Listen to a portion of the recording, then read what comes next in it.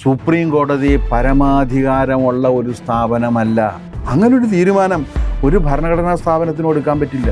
Over ambitious ആയ judiciary encroachment നടത്തുന്നത് ജനാധിപത്യ സംവിധാനത്തിന് യോജിക്കുന്നതല്ല. അവരാര്? സർ, നമ്മുടെ സുപ്രീം കോടതി രാഹുൽ ഗാന്ധിയെ പോലെ ജാതി കാർഡ് അല്ലെങ്കിൽ മതക്കാർഡ് കളിക്കുകയാണെന്നൊരു സംശയം.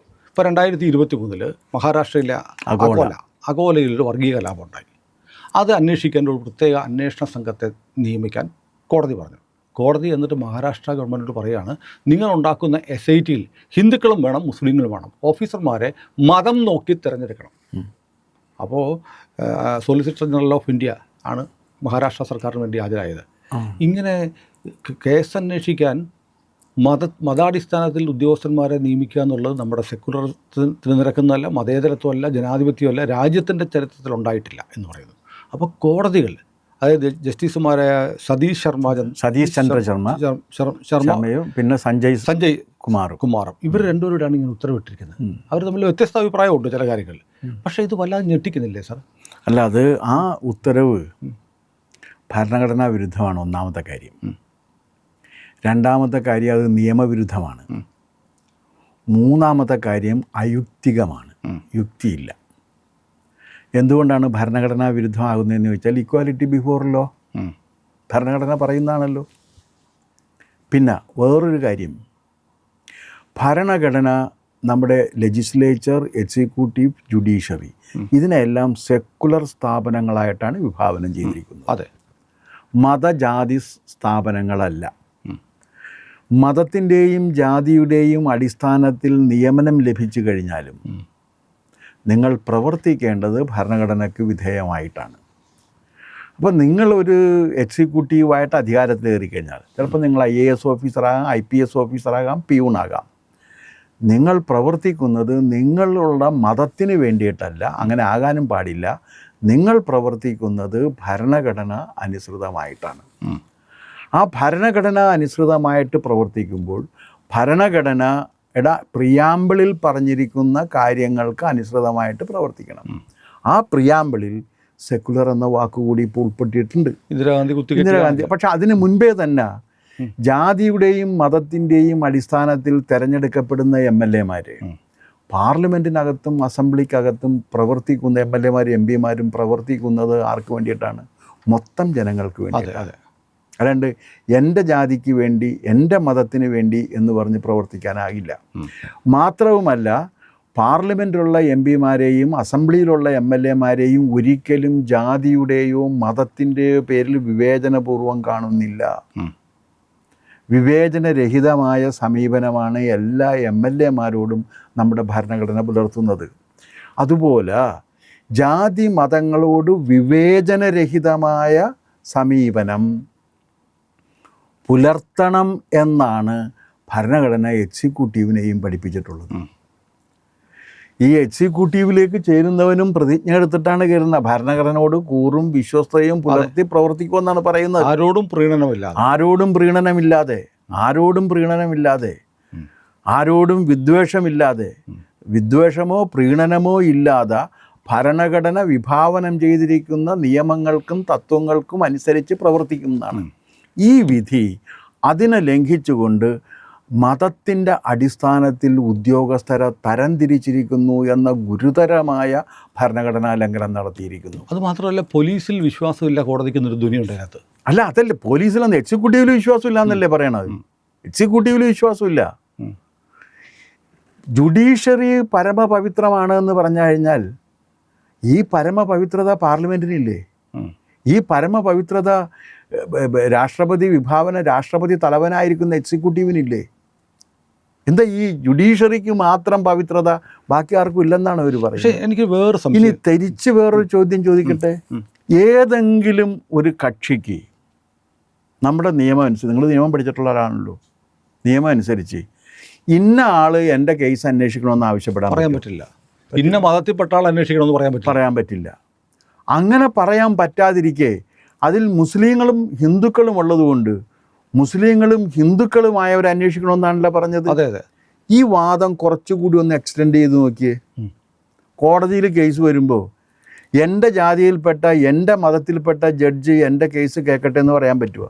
നാളെ അങ്ങനെ ഡിമാൻഡ് അല്ല, ഈ യുക്തി അനുസരിച്ച് അത് പറ്റുമല്ലോ. പറ്റും. ഈ യുക്തി അനുസരിച്ചിട്ട് അത് പറ്റും. കാരണം ഇതിനകത്ത് നിയമമില്ല. നിയമമില്ലാത്ത കാര്യത്തിൽ പിന്നെ വേണ്ടത് യുക്തിയാണ്. ആ യുക്തി അംഗീകരിച്ചു കഴിഞ്ഞാൽ ഇന്ത്യയിലെ മൊത്തം സംവിധാനം, വിശേഷിച്ചും എക്സിക്യൂട്ടീവ്, മതത്തിൻ്റെ അടിസ്ഥാനത്തിൽ വിഭജിതമാണെന്നും അതുകൊണ്ട് ആർക്കെങ്കിലും നീതി കിട്ടണം എന്നുണ്ടെങ്കിൽ ആ മതത്തിൽപ്പെട്ടവരുണ്ടാകണമെന്നാണല്ലോ പറയുന്നതിൻ്റെ ചുരുക്കം. ഈ ഇത് ഒന്നും കൂടി എക്സ്റ്റെൻഡ് ചെയ്ത് കഴിഞ്ഞാൽ എനിക്ക് ജുഡീഷ്യറിയുടെ ഒരു ചോദ്യം ചോദിക്കാറുണ്ട്. എന്താണെന്നറിയാമോ? ജുഡീഷ്യറിയുടെ നാളിതുവരെയുള്ള ചരിത്രത്തിൽ 90% പേരും ബ്രാഹ്മണരാണല്ലോ. അപ്പം ബ്രാഹ്മണ ഇതരരുണ്ടല്ലോ. അവർക്ക് നീതി ലഭിക്കണം എന്നുണ്ടെങ്കിൽ അവരുടെ ജാതിയിൽപ്പെട്ടവർ ജഡ്ജായിട്ട് വരണമെന്ന് ആവശ്യപ്പെട്ടാൽ ഇവർ എന്ത് മറുപടി പറയും? വലിയ ഗുരുതരമായ ഒരു സാഹചര്യമാണ്. പക്ഷേ എൻ്റെ ഒരു സംശയം, ഒരു പക്ഷേ ഈ ഞാൻ നോക്കുമ്പോൾ 2 ജഡ്ജിമാരും ഹിന്ദുക്കളാണ്. അവർക്ക് പെട്ടെന്നൊരു പേടി വന്നാലോ, ഞങ്ങളിനി ഇങ്ങനെ പറഞ്ഞിട്ട് ഈ മുസ്ലിം ബിരുദരെന്ന പേര് വീഴണ്ട എന്ന് കരുതി ഇങ്ങനെ പറഞ്ഞതായിക്കൂടെ? അല്ല, അങ്ങനെയാണെങ്കിൽ ആ നിമിഷം രാജിവെച്ച് ഇറങ്ങിപ്പോണം. നോക്കൂ, നമ്മുടെ ചന്ദ്രചൂഡൻ എന്തൊക്കെയാണ് പറയുന്നത്. അല്ല, അത് ഞാൻ ചോദിക്കട്ടെ, ഒരു പദവിയിലിരിക്കുമ്പോൾ നിങ്ങൾ വിമർശനം കേൾക്കേണ്ടി വരും. ഒരു പദവിയും വിമർശനത്തിന് അതീതമല്ല രാജ്യത്ത്, ഒരു പദവിയും. പിന്നെ ഒരു കാര്യമുണ്ട്, മഹാഭാരതം തുടങ്ങുന്നത് ഒരു നായയുടെ പരാതിയിൽ നിന്നാണ്. സരമ എന്ന് പറഞ്ഞൊരു നായയുണ്ട്, ദേവലോകത്തെ നായയാണ്. അവരുടെ മകൻ ജനമേജയൻ എന്ന് പറയുന്ന ചക്രവർത്തി നടത്തിക്കൊണ്ടിരിക്കുന്ന ഒരു സപ്താഹ യജ്ഞത്തിൽ അവിടെ പങ്കെടുക്കാൻ വേണ്ടി അവിടെ വന്ന സമയത്ത് അതിൻ്റെ പുറത്തുകൂടി പോയി. അപ്പോൾ അവിടെ ഹോമം നടന്നുകൊണ്ടിരിക്കുകയാണ്. അപ്പോൾ ജനമേജയൻ്റെ 2 സഹോദരങ്ങൾ ഈ പട്ടിയെ തല്ലുകൊണ്ട പട്ടി അമ്മയുടെ അടുത്ത് ചെന്നിട്ട് പറഞ്ഞ്, ഇങ്ങനെ എന്നെ ഒരു കാരണമില്ലാതെ തല്ലി അമ്മയെന്ന് പറഞ്ഞു. അപ്പോൾ സരമ പറഞ്ഞ്, നീ ഒരു പക്ഷേ ഹവിസ് നോക്കിയിരിക്കും, മണത്തിരിക്കും. അപ്പോൾ ഇവൻ പറഞ്ഞ്, ഞാൻ ഹവിസ് കണ്ടിട്ടില്ല, ഞാൻ ഹവിസ് നോക്കിയിട്ടില്ല, ഞാനത് മണത്തിട്ടുമില്ല, അകാരണമായിട്ടാണ് എന്നെ തല്ലിയിരിക്കുന്നത്. സരമ ഉടനെ തന്നെ രാജാവിൻ്റെ ഈ യജ്ഞശാലയിലേക്ക് എത്തിയിട്ട് പറഞ്ഞ്, നിങ്ങൾ എന്തുകൊണ്ടാണ് നിരപരാധിയായ എൻ്റെ മകനെ ശിക്ഷിച്ചത്? ഉത്തരവുണ്ടായിരുന്നില്ല. അപ്പോൾ ഇവർ പറഞ്ഞു, നിരപരാധിയായ എൻ്റെ മകനെ ശിക്ഷിച്ച രാജാവ് അകാരണമായ ദുഃഖം അനുഭവിക്കട്ടെ എന്ന് പറഞ്ഞു. ശപിച്ചു. അപ്പം നമ്മൾ മനസ്സിലാക്കേണ്ട ഒരു കാര്യം, ഈ ശാപം എന്ന് പറഞ്ഞു കഴിഞ്ഞാൽ ഏറ്റവും നിരപരാധിയും നിസ്സഹായനുമായ മനുഷ്യൻ്റെ ആയുധമാണ് എന്നുകൂടി അതിനകത്തുണ്ട്. കാരണം ആരും സഹായത്തിനില്ലാത്ത മറ്റൊരു ഓപ്ഷനില്ല. അപ്പോൾ ഈ സുപ്രീം കോടതിയിലിരിക്കുന്ന ജഡ്ജിമാരെ അകാരണമായിട്ടും അയുക്തികമായിട്ടും തീരുമാനങ്ങൾ എടുക്കുമ്പോൾ ഇവരുടെ മനസ്സിലേക്കും അവരുടെ സന്തതി പരമ്പരകളിലേക്കും ഈ അകാരണവും അയുക്തികവുമായ തീരുമാനത്തിൻ്റെ പ്രതിഫലനം എന്ന നിലക്ക് ഭയം വരും എന്ന കാര്യം ഓർത്തിരുന്നാൽ അവർക്ക് നല്ലത്. കാരണം രാജാവ് അന്ന് ജുഡീഷ്യൽ ഹെഡാണ്. ജുഡീഷ്യൽ ഹെഡായിരിക്കുന്ന, ജുഡീഷ്യറിയുടെ ഹെഡ് കൂടി ആയിരിക്കുന്ന രാജാവ് അകാരണമായി ശിക്ഷിച്ചവർക്കെതിരെ നടപടി സ്വീകരിച്ചില്ല എന്നുള്ളതാണ് രാജാവിൻ്റെ പേരിലുള്ള കുറ്റം. അപ്പോൾ ഒരു നടപടിക്രമമുണ്ട്, അതിനൊരു സംവിധാനമുണ്ട്. ആ സംവിധാനത്തിന് വിരുദ്ധമായിട്ട് ഒരു തീരുമാനമെടുക്കാൻ ഇവർക്ക് അധികാരമില്ല. സുപ്രീം കോടതി പരമാധികാരമുള്ള ഒരു സ്ഥാപനമല്ല.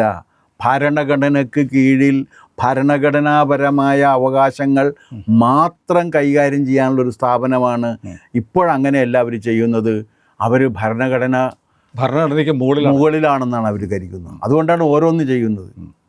ഇപ്പോൾ തന്നെ ഞാൻ ഒരു കാര്യം ഒന്ന് പറയട്ടെ, സാന്ദർഭികമായിട്ട് പറഞ്ഞു പോകുന്നതാണ്. ഞാൻ ചോദിക്കട്ടെ, ഈ തിരുവിതാംകൂർ ദേവസ്വം ബോർഡിൻ്റെ കീഴിലുള്ള ശബരിമലയിൽ നിന്ന് സ്വർണം മോഷ്ടിച്ചു. സ്വർണം മാത്രമല്ല, അവിടെ നിന്ന് എന്തും മോഷ്ടിക്കും. അതൊരു കൊള്ളസങ്കേതമായിട്ട് മാറിയിട്ട് എത്രയോ 10-30 കൊല്ലമായിട്ട് അതൊരു കൊള്ളസങ്കേതമാണ്.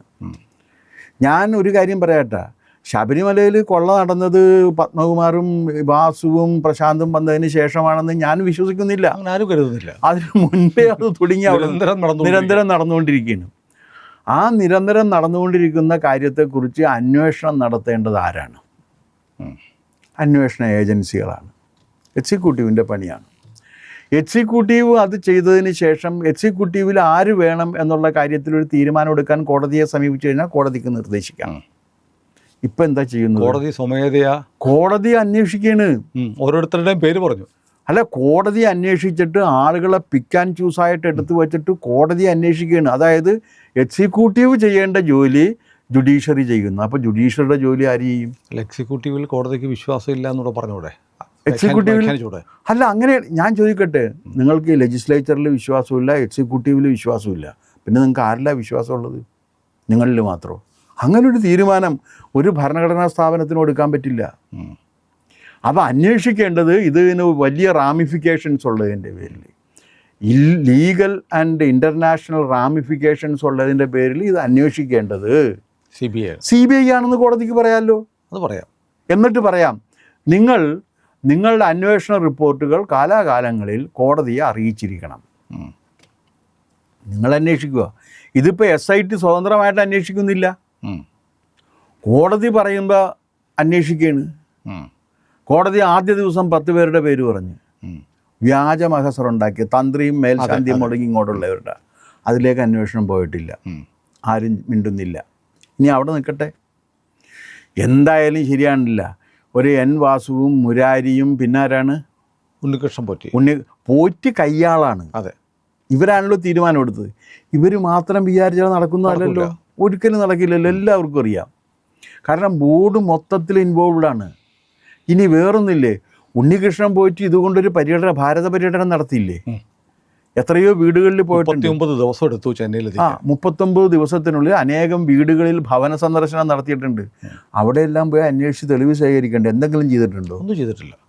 എന്തിനാ ആ ചാർജ് ഷീറ്റിൽ 2 പേരുടെ പേരൊഴികെ ബാക്കി ആരുടെ പേര് പോലും എഴുതിയിട്ടില്ല. അല്ല, ഒന്നുമില്ലാത്ത മാത്രമേ എഴുതിയിട്ടുള്ളൂ. അല്ല, ഒന്നുമില്ലാത്ത രീതിയിൽ, അവർക്ക് പേരില്ലാത്ത രീതിയിലാണ് ആ ചാർജ് ഷീറ്റ് പോലും. അത് കണ്ടിട്ട് കോടതി ആഹാ മനോഹരമായിരിക്കുന്നു പറഞ്ഞു എന്ന് പറയുമ്പോൾ എങ്ങനെ വിശ്വസിക്കും? ഒന്നാമത്തെ കാര്യമുള്ളതെന്ന് വെച്ചാൽ എക്സിക്യൂട്ടീവിൻ്റെ അധികാരപരിധിയിലേക്ക് ഉത്കർഷേച്ചുക്കളായിക്കോട്ടെ, അത്യുത്കർഷത് ഓവർ അംബീഷ്യസ് ആയ ജുഡീഷ്യറി എൻക്രോച്ച്മെൻറ്റ് നടത്തുന്നത് ജനാധിപത്യ സംവിധാനത്തിന് യോജിക്കുന്നതല്ല എന്ന് പറയാൻ എനിക്ക് അല്പം പോലും. അതിൻ്റെ ഏറ്റവും പുതിയ ഒരു മുഖമാണ് ഇപ്പോൾ നമ്മൾ സുപ്രീം കോടതി ഇങ്ങനെ ഇരുന്ന് പറയുകയാണ്, ഞങ്ങൾക്ക് എത്രയാണ് ആ ആർട്ടിക്കിൾ ഏതാണ്? 142 ഏതാ?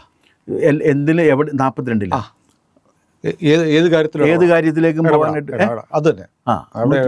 അതിനാണല്ലോ ഇപ്പോൾ ഗവർണറുടെ കാര്യത്തിലൊക്കെ ഇടപെട്ടത്, എല്ലാത്തിലും ഇടപെടുന്നത്. രാഷ്ട്രപതിയെ ഞങ്ങളെ വിളിച്ചു വരുത്തി എന്തൊക്കെയാണ് ഇവർ പറയുന്നത്? രാഷ്ട്രപതിക്ക് ഞങ്ങൾ നിർദ്ദേശം കൊടുക്കും. Who are they? അവരാര്? ഭരണഘടനയ്ക്ക് കീഴിൽ നിന്നുകൊണ്ട് പ്രവർത്തിക്കാനായിട്ടുള്ള അധികാരമാണ്. ഭരണഘടന അമെൻമെന്റ് നടത്താനുള്ള അധികാരം ഇവർക്കില്ല. അതാണ് ഗവർണറുടെ കേസിൽ ചെയ്തതാണ്. ഗവർണറുടെ കേസിൽ ഭരണഘടന അമെൻമെന്റ് നടത്തി. അതും 2 അംഗ ബെഞ്ച്, 2 പേരിരുന്നിട്ട് ഇന്ത്യൻ ഭരണഘടനയിൽ അമെൻമെന്റ് നടത്തുകയാണ്. ഒരു മടിയും ഇല്ലാതെ, അല്പം പോലും ഉളുപ്പില്ലാതെ. എന്ത് അധികാരത്തിലാണ് ചെയ്യുന്നത്? കാരണം ഭരണഘടനയിൽ ഇതിനെ തള്ളാം, തടഞ്ഞു വെക്കാം, അംഗീകരിക്കാം, ഈ 3 കാര്യങ്ങളാണ്. ടൈം ബൗണ്ട് പറഞ്ഞിട്ടില്ല. അത് അമെൻമെൻറ്റ് ചെയ്തിട്ട് ഇത്ര ദിവസത്തിനുള്ളിൽ നിങ്ങളത് ചെയ്യണം, ചെയ്തില്ലെങ്കിൽ ഞങ്ങൾ ചെയ്യും. ഇതെന്താ വെല്ലുവിളിക്കണം ഇത്? ഒരു ഭരണഘടനയുടെ ഭരണഘടന കൊണ്ട് സംസ്ഥാപിക്കപ്പെട്ട പദവിയാണ് രാഷ്ട്രപതിയുടേത്. ഇന്ത്യയിലെ ജനങ്ങൾ തിരഞ്ഞെടുക്കുന്നതാണ്. ആ പദവിക്ക് കുറേയേറെ മഹത്വവും അധികാരങ്ങളും കൊടുത്തിട്ടുണ്ട്.